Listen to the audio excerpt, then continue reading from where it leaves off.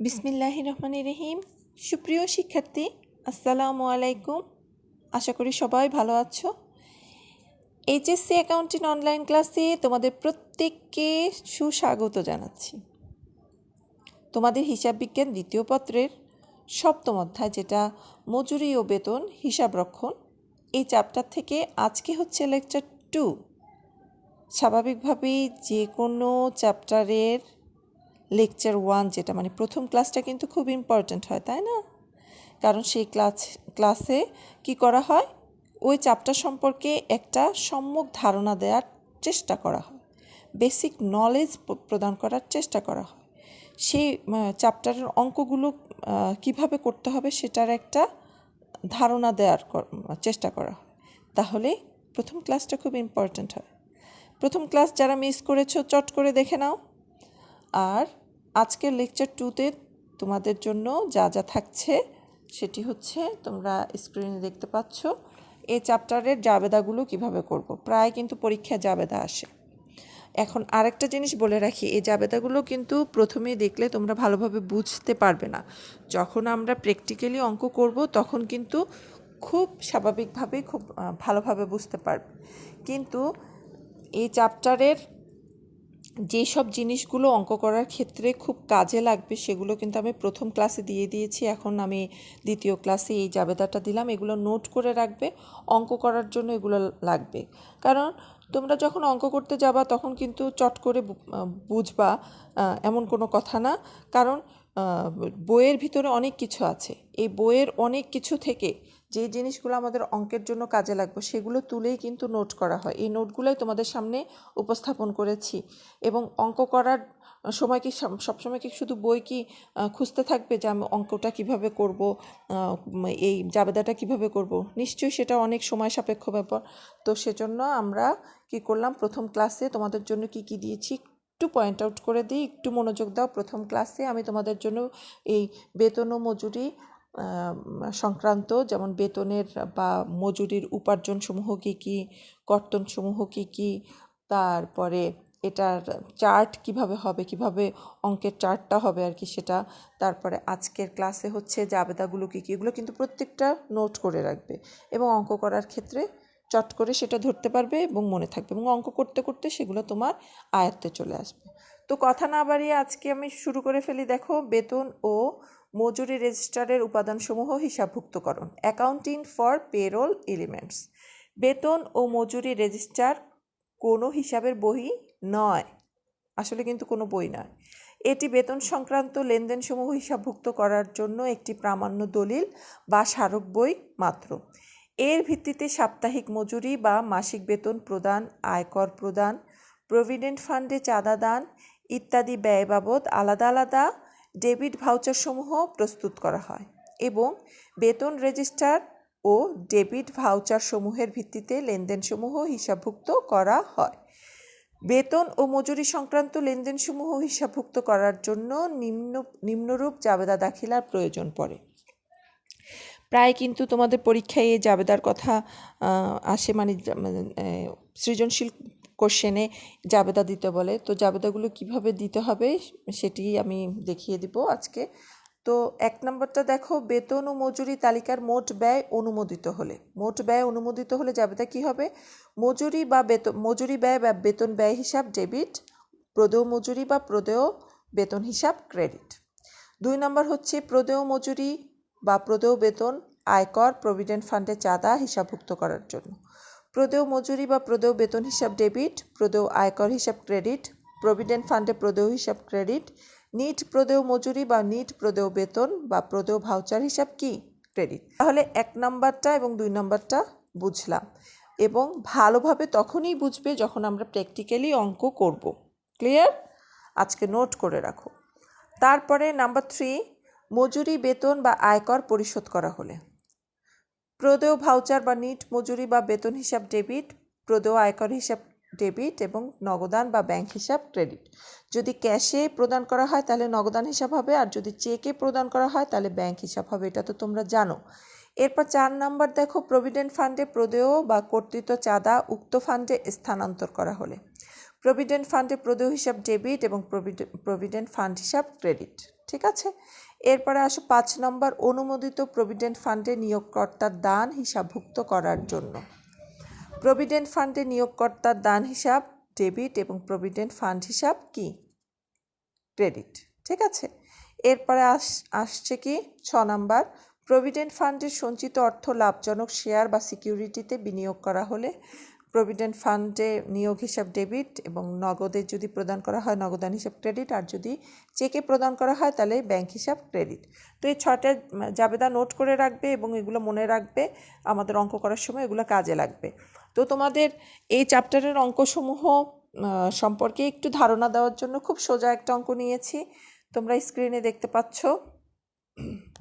এবং এই চ্যাপ্টারের অঙ্ক কিন্তু আসলেই খুব সোজা, তোমরা ভয়ের কিছু নেই, খুবই সোজা এই চ্যাপ্টারটা।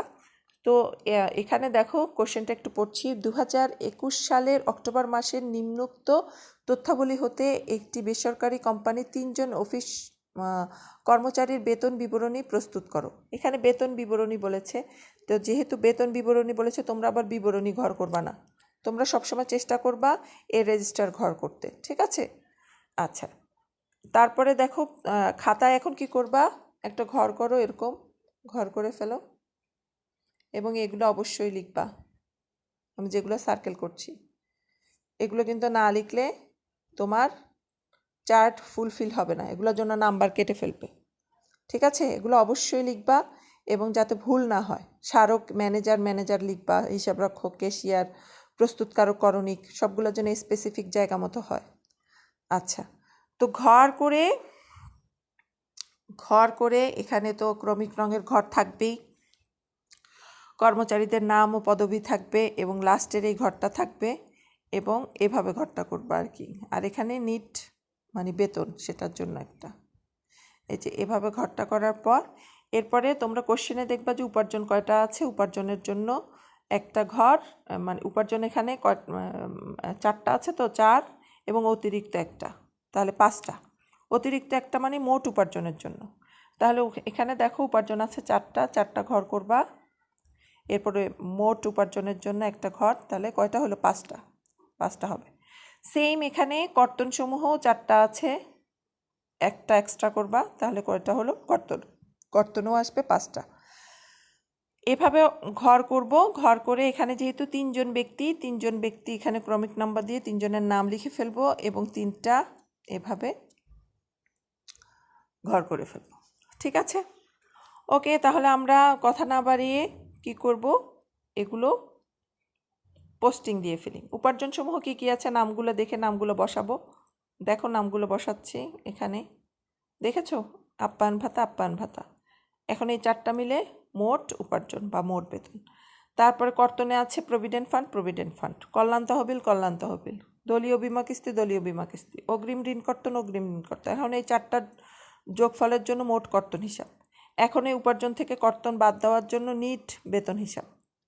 ক্লিয়ার? আচ্ছা, আশা করি তোমরা খাতায় অঙ্কটা চার্ট করে ফেলেছ। এখন আমরা পোস্টিং দিব। মূল বেতন আছে আলিমের 4000, সলিমের 3000 এবং কলিমের আছে 2500। আলিমের ঘরে 4000, সলিমের ঘরে 3000 এবং কলিমের ঘরে 2500 বসালাম। বাড়ি ভাড়া ভাতা বলেছে মূল বেতনের 40%। তো মূল বেতন দেখো, মূল বেতন কত আছে? মূল বেতন আছে আলিমের আছে 4000, তো 40% 1600, সলিমের আছে 3000, 40% 1200 এবং কলিমের আছে 2500, 40% 1000 টাকা। ক্লিয়ার? এরপরে বলেছে যাতায়াত ভাতা সবার জন্যই 300 টাকা, তো সবার ঘরে 300 টাকা বসিয়ে দাও, দিলাম। এরপরে বলেছে যে আপ্যায়ন ভাতা সবার জন্য 50 টাকা, 50 টাকা সবার ঘরে বসিয়ে দিলাম। হ্যাঁ, এরপরে আছে কি, আর কিছু নেই। 4টা এখন যোগ করো, এই 4টা যোগ করো, কত আসলো দেখো। এই 4টা যোগ করে এত আসলো, এই 4টা যোগ করে এত আসবে, এই 4টা যোগ করে এত আসবে। ঠিক আছে, তোমরা যোগটা ঠিক মতো করে নিবে এখানে। তারপরে দেখো, এরপরে আসো কর্তনসমূহে প্রভিডেন্ট ফান্ডে বলেছে যে 10%। কার 10%? মূল বেতনের। মূল বেতন 40,000-এর 10% 400, 30,000-এর 10% 300 এবং 2500-এর 10% কত? 250। ক্লিয়ার? এরপরে বলেছি কি, কল্যাণ তহবিল চাঁদা সবার জন্য 30 টাকা বসালাম। এরপরে বলেছে দলীয় বীমা কিস্তি সবার জন্য 20 টাকা বসালাম, এবং অগ্রিম ঋণ কর্তন করেছে আলিমের থেকে এবং কলিমের থেকে, ওদের ঘরে বসিয়ে দিলাম।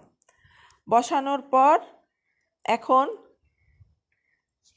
আমি কি করব, এই যে এখন তো এই 4টা যোগ করে এই যোগফল হচ্ছে এটা, এই 4টা যোগ করে যোগফল হচ্ছে এটা, এই 4টা যোগ করে যোগফল হচ্ছে এটা, তাই না?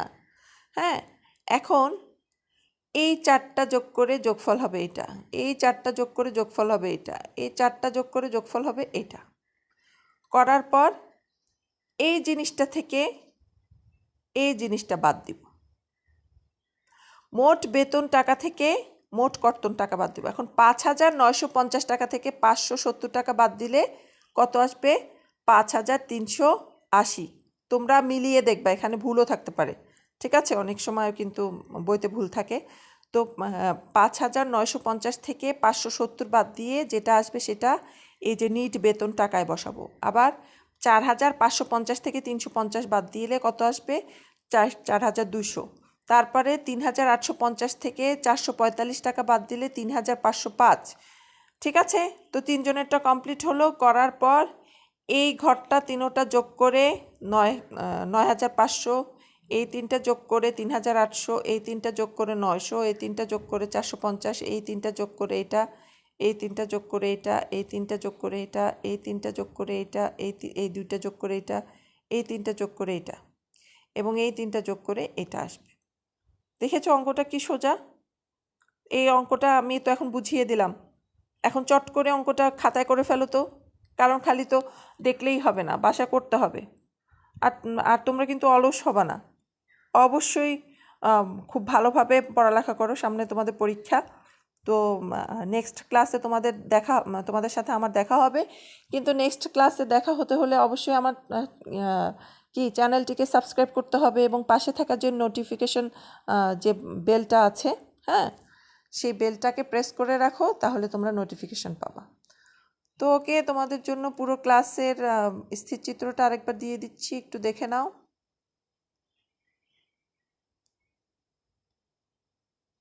তো দেখা হবে নেক্সট ক্লাসে। ওকে, আল্লাহ হাফেজ।